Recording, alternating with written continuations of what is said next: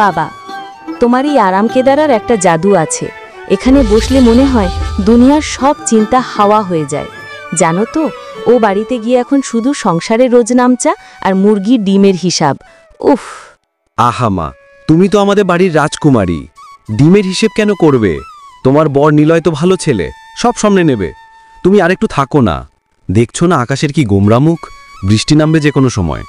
সেটাই তো, এই বৃষ্টি নামার আগেই আমাকে চম্পট দিতে হবে। নিলয়কে কথা দিয়ে এসেছি সন্ধ্যার আগে ফিরব। ও আবার মেঘ দেখলেই টেনশন করে, যেন আমি না ফিরলে আকাশ ভেঙে পড়বে। তা কেন? ও শুধু টেনশন করে না, তোমার জন্য ভালো রান্না করতে পারে না, তাই তোমাকে ছাড়া ওর পেটে শান্তিও থাকে না। কাল বলছিল তুমি নাকি ওর হাতের বানানো খিচুড়িতেও খুদ ধরো। খিচুড়ি নয়, ওটা আসলে ওনার বানানো জগা খিচুড়ি, কোনো মতে মুখে তোলা যায়। যাকগে, এসব কথা ছাড়ো। তুমি কেমন আছো বলো? মা কেমন আছে? তোমাদের দুজনের একটু যত্ন নিতে এলাম, আর সেটাই হচ্ছে না। আমরা দারুণ আছি। তুমি এসেছো বলেই তো আমাদের আর ডাক্তার দেখানো লাগে না। তোমার গল্প আর হাসিতেই সব রোগ পালায়। তোমার শ্বশুরবাড়ি গল্পগুলো শুনতে বেশ লাগে। তোমার শাশুড়ি কেমন আছেন? মা তো ঠিক আছেন, তবে আমার অনুপস্থিতিতে নিশ্চয়ই রান্নাঘরের সব দখল করে বসে আছেন। আমি না থাকলে উনি আবার রান্নার নতুন নতুন রেসিপি ট্রাই করেন, আর আমাকে ফোন করে বলেন এবারেরটা ফাটাফাটি হয়েছে। শোনো মা, আসলে তুমি তো সবসময় ব্যস্ত থাকো। তোমার বিয়ানি কিন্তু খুব ভালো মহিলা, সেও তো তোমার জন্য অপেক্ষা করছে। তাছাড়া বেশি দেরি করলে নিলয়ের কপালে চিন্তার ভাঁজ আরও গভীর হবে। ঠিক বলেছ, এবার আমাকে উঠতে হচ্ছে বাবা। তোমার বিয়ানি মানে শাশুড়ি মা এখন আবার আমাকে চোখে হারান। না গেলে রাগ করবেন, হয়তো গেটেই দাঁড়িয়ে থাকবেন, এত দেরি কেন হলো মা বলে। যাও তবে, সাবধানে যেও মা। আর শোনো, নিলয়কে বলো জামাই ষষ্ঠীর মতো যেন প্রতি সপ্তাহে এসে তোমার খোঁজ নেয়, না হলে কিন্তু তোমার জন্য মুরগি আর ইলিশ দুটোই পাঠাবো না। টাটা। বাবার সাথে কথা বলা শেষ করে তানিশা শ্বশুরবাড়িতে ফিরে আসলো। এই নাও, তোমার বাবার বাড়ি থেকে ফিরলে মনটা কেমন খুশি খুশি থাকে। যাও জামা বদলে এসো, বাইরে যে কি বৃষ্টি শুরু হয়েছে, রাস্তাঘাটে নাকি এখন ছোটখাটো নদী বয়ে যাচ্ছে। এলাম তো মা, জানো বাবা বলছিলেন তোমার বিয়ানি মানে তুমি আর কি এত ভালোবাসেন, না গেলে উনি গেটেই দাঁড়িয়ে থাকবেন। আসলে এই বৃষ্টি দেখেই আমার মনে হচ্ছিল বাড়ি ফিরতেই হবে। তা তো বটেই, এই বর্ষার দিনে আবার শরীর খারাপ করবে, সেটা কি হতে দিই? ভাগ্যিস তুমি চলে এলে। যাকগে, অনেক দিন তো হলো। তোমার শ্বশুরের তো শুধু শাক সবজি আর ডাল। হ্যাঁ মা, বাবা তো একদম নিরামিষাশী হয়ে গেছেন, আর নিলয়ও দেখছি তার মতোই ফলমূল নিয়ে বেশি আধিক্যতা করে। আপনার কি বিশেষ কিছু খেতে ইচ্ছে করছে? বলুন, আমি করে দেব। তুমি তো জানো আমার আবার এই বৃষ্টিতে একটু ঝালঝাল মাংস না হলে জমে না।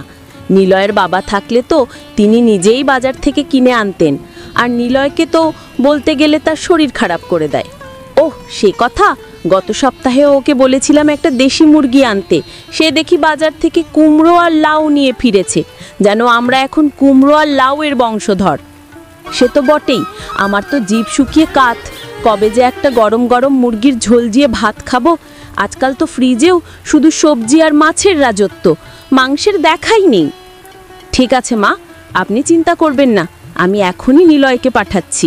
সে এখন ফোন দেখুক আর যাই করুক, মুরগি না নিয়ে ফেরা পর্যন্ত তাকে আজ আর ঘরে ঢুকতে দেব না। বাবা, তোমাকে বলতে হবে না, তুমি বরং একটু বিশ্রাম নাও। তবে দেখিস নিলয় যেন সস্তা দেখে একটা রোগা মুরগি না নিয়ে আসে। দাম বেশি হলেও বলবি যেন একটা ভালো তাগড়া দেখে আনি। আপনি নিশ্চিন্ত থাকুন, এবারের মুরগি হবে একদম ফার্স্ট ক্লাস। নিলয়কে আজ অন্য অজুহাত দিতে দেব না। এই বৃষ্টি মাথায় করেই তাকে ছুটতে হবে। আমি দেখছি কি করা যায়। কি গো মশাই, তুমি এখানে শুয়ে শুয়ে রাজ্যের আলস্য দেখাচ্ছ, আর ওদিকে মার তো জিভ দিয়ে জল পড়ছে। মুরগি না হলে নাকি আজ তার রাতের ঘুম হারাম হবে। এই যে আবার মুরগি, এই ঝড়ের মধ্যে আমি বেরোবো কি করে? বাইরে তো মনে হচ্ছে পৃথিবী ডুবে যাচ্ছে। তুমি বরং মাকে বোঝাও, আজ না হয় ডাল ভাতই খাই, কি এমন ক্ষতি হবে? ডাল ভাত? মার কাছে ডাল ভাত মানে এখন উপোস। তুমি কি চাও এই বর্ষার দিনে মা শুধু স্যাঁতস্যাঁতে বাতাসের গন্ধ শুকে কাটাক? ওঠো বলছি, জামা পরো। কিন্তু আমি যে ভিজে যাব। তাছাড়া এই বৃষ্টির মধ্যে কোন দোকানদার তার দোকান খুলে বসে আছে শুনি? এইবার তো বাজার পুরো ফাঁকা হয়ে গেছে, কাল সকালে না হয় যাব। চুপ, তোমার এসব অজুহাত আমি শুনবো না। মা স্পষ্ট বলে দিয়েছেন আজ মুরগি চাই, আর সেটা যেন দেশি হয়, ব্রয়লার নয়। নইলে তোমার আর আমার কপালে কি আছে তা আমি বলতে পারছি না। দেশি মুরগি? এই বর্ষার রাতে দেশি মুরগি? তার চেয়ে বরং আমাকে একজোড়া স্যান্ডেল আর একটা ছাতা কিনে দাও। বাজারে গিয়ে বরং আমি মুরগি হয়ে যাই। তবে সেটা আজ সম্ভব নয়। তামাশা করবে না, ছাতা তো আছে, আর না হলে রেইনকোট পরে যাও। ভেজার অজুহাত চলবে না। মনে রাখবে, মায়ের আদেশ মানে ব্রহ্মার নির্দেশ। সেটা অমান্য করার সাহস যেন তোমার না হয়। আচ্ছা বাবা, যাচ্ছি। কিন্তু যদি কোনো দোকান খোলা না থাকে তাহলে ফিরে এসে কিন্তু তোমাকে আর কোনো কথা বলতে দেব না। সোজা গিয়ে মায়ের সামনে দাঁড়াবো আর বলবো, মা, বাজার বন্ধ। খবরদার, দোকানে গিয়ে তুমি যেন আমাকে না বলো যে আরে বাবা, দামটা তো একটু বেশি চেয়ে ফেলেছে। দাম যাই হোক, দুটো মুরগি নিয়ে ফিরবে, একটাও যেন মিস না হয়। ঠিক আছে, বাজারের সব মুরগি আজ আমার কপাল দিয়ে টানতে হবে। ভাগ্যিস তোমার বাবার বাড়িতে যাবার আগে তোমাকে বলে যেতে পারতাম না। এ কি ঝামেলার মধ্যে পড়লাম। মা ও বউয়ের আবদার মেটাতে নিলয় বৃষ্টিতে ভিজে বাজার করতে গেল। এই যে কালুদা, বৃষ্টিতে সব ভিজে একসা। একটা ভালো দেখে দেশি মুরগি লাগবে, একদম তাগড়া দেখে। ওজন যেন 2 কেজির কম না হয়। দামাদামি করার সময় নেই, তাড়াতাড়ি দাও। আরে নিলয় বাবু, আপনিও এই বৃষ্টিতে এসেছেন? মা আপনার জন্য নিশ্চয়ই স্পেশাল কিছু রাখছেন। দেশি মুরগি তো আছে, তবে এই বর্ষার দিনে দামটা কিন্তু একটু কড়া হবে। একদম ফ্রেশ মাল। কড়া দাম? কালুদা কি বলছো? বৃষ্টির অজুহাতে দাম বাড়াচ্ছ নাকি? বাজারে তো মাছই উড়ছে না, আর তুমি বলছো দাম বেশি। একটু কম রাখো ভাই, আমার বউ আবার খুব হিসেবি। তা কি করে হয় বাবু? দাম তো এখন 500 টাকা কেজি, 1 টাকাও কম হবে না। এই বৃষ্টিতে ঝুঁকি নিয়ে মাল এনেছি, লাভ না হলে তো সব জলে যাবে। আপনার জন্য এই দাম, অন্য কাউকে বলি 600 টাকা। 500 টাকা? এত দামে তো আমি একটা আস্ত খাসি কিনে আনতে পারি। তুমি তো দেখি মুরগির দাম সোনার দামে পৌঁছে দিয়েছো। একটু কমাও বাবা, তোমার তো জানি মনটা খুব নরম। নরম মন আমার নেই বাবু, মুরগির দাম নরম হবে না। তবে আপনার জন্য শেষ দাম বলছি, 450 টাকা কেজি।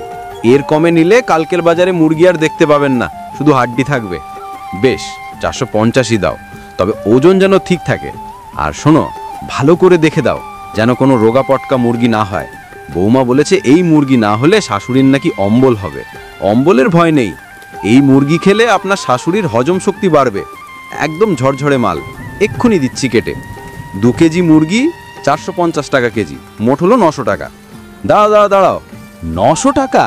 কালকে না হয় 300 টাকায় নিয়েছিলাম। তুমি তো দেখছি আমার পকেট খালি করার ব্যবস্থা করে দিয়েছো। এটা কি হচ্ছে কালুদা? বৃষ্টিতে তো আর দাম কমে না বাবু। যা বলেছি সেটাই ফাইনাল। তাড়াতাড়ি নিন, আমার আবার দোকান বন্ধ করার তাড়া আছে। আপনার জন্যই এখনো বসে আছি। 900 টাকা দিন আর গরম গরম মুরগি নিয়ে যান। অনেক দামাদামি করে বাজার করা শেষ করে নিলয় বৃষ্টিতে ভিজে বাড়িতে ফিরে আসলো। এই যে বীরপুরুষ, কি হলো? এত দেরি কেন? বাইরে তো ঝোড়ো হাওয়া, মনে হচ্ছে তুমি নিজেই যেন একটা মুরগি হয়ে উড়ে আসবে। ভালোই ভালোই মুরগি এনেছো তো? আর বল না, বাইরে যেন কেয়ামত নেমেছে। আর বাজারে গিয়ে তো দেখি মুরগির দাম শুনে আমার রক্তচাপ বেড়ে গেছে। কালুদা এমন দাম হাঁকালো, মনে হলো যেন দেশি মুরগি নয়, সোনার ডিম দিচ্ছে। কত নিল? নিশ্চয়ই তুমি দামাদামি করতে গিয়ে অর্ধেক বেলা কাটিয়েছ। আমি তো আগেই বলেছিলাম দাম বেশি হলেও নিয়ে আসবে, মায়ের মন যেন খারাপ না হয়। দাম? তোমার বাবা যে আমাকে প্রতি সপ্তাহে এসে খোঁজ নিতে বললেন, সেই খরচটাও কালুদা মুরগির দামের মধ্যে ঢুকিয়ে দিয়েছে মনে হয়। এই 2 কেজি মুরগির জন্য আমার পকেট থেকে 900 টাকা গায়েব। অবিশ্বাস্য! 900 টাকা একটা মুরগির জন্য? বাবা তো ঠিকই বলেছিলেন, তোমার কপালে এখন সপ্তাহে একবার নয়, দিনে 2 বার মুরগির ঝোল খেতে হবে। শোনো, এবার যদি মা বলেন মুরগিতে ঝাল কম হয়েছে বা লবণ হয়নি, তাহলে কিন্তু আমি 900 টাকা ফেরত চাইব। এই দামের মুরগি খাবার পর কোনো খুদ বের হলে আমি প্রতিবাদ করব। উফ, কি সব বলছো? তুমি এখন ফ্রেশ হয়ে এসো, আর এই দামের কথাটা যেন মা না শোনেন। শুনলে উনি আবার মন খারাপ করবেন, বলবেন এত দাম দিয়ে আনতে গেলে কেন। তাহলে শোনো, এই মুরগিটা না হয় মায়ের জন্য হলো, পরের সপ্তাহে তুমি তোমার বাবার বাড়ি যেও না, তাহলে অন্তত মুরগি না আনলেও চলবে। আমার পকেটের স্বাস্থ্য ভালো থাকবে। তুমি বরং ভালো করে সাবান দিয়ে স্নান করে এসো। আর শোনো, মার জন্য কিন্তু এই মুরগিটা আজ তুমি রান্না করবে, আমি শুধু সাহায্য করব। আমি রান্না করব 900 টাকার মুরগি? ঠিক আছে, আজ তোমার শাশুড়ি নয়, আজ তোমার বরই রান্না করবে। এটার নাম দেব পকেট উজাড় করা বর্ষার মুরগি।